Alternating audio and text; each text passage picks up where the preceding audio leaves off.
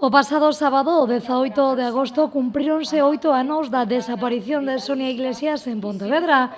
Dende entón, a súa familia, a súa irmá, o seu pai e a súa nai non deixaron de insistir na búsqueda de Sonia e na investigación da súa desaparición.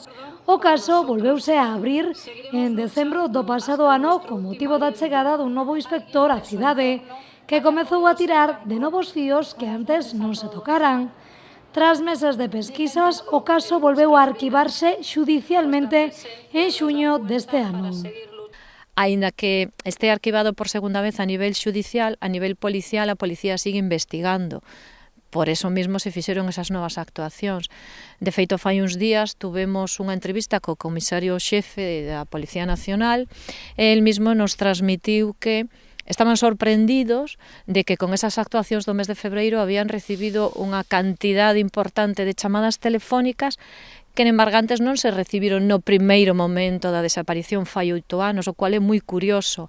Imagino que pasados 8 anos a xente é moito máis consciente da violencia de xénero, da violencia contra as mulleres, e por eso son moito máis libres de chamar por teléfono e de comentar todo aquilo que lles parece importante.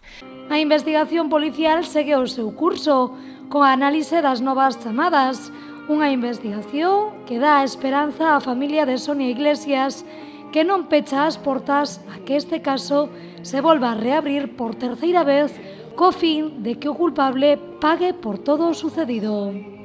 Eso danos novas esperanzas para pensar que poida chegar a haber unhas terceiras actuacións. Esperemos que nese momento a policía poida atopar as probas necesarias para que o presunto culpable da desaparición da miña irmá, que é o que todos temos en mente desde o primeiro momento, tanto a policía como a nós, a súa exparella, Julio Araujo, acabe ante a xusticia e eles se encargarán del. Sí, efectivamente, eu como irmán de Sonia e igualmente a miña familia, nós nunca nos vamos a dar por rendidos, vamos a seguir aí e vamos a seguir ano tras ano manifestándonos, porque non facelo sería como olvidala e nos recordámola todos os días do ano. A familia agarda que, pese a que xa pasaron 8 anos, finalmente se faga xustiza de todo o acontecido. Agardamos que finalmente a policía acaba atopando as probas necesarias para levar o presunto culpable da súa desaparición, que é a súa exparella, ante a xusticia. Eso é o que agardamos. E que ao mesmo tempo agarda a maioría da cidadanía de Pontevedra. Nestes intres está tendo lugar a manifestación convocada pola familia de Sonia Iglesias polas rúas de Pontevedra, unha loita á búsqueda de Sonia Iglesias que a familia ten claro que non cesará ata chegar ao final deste suceso.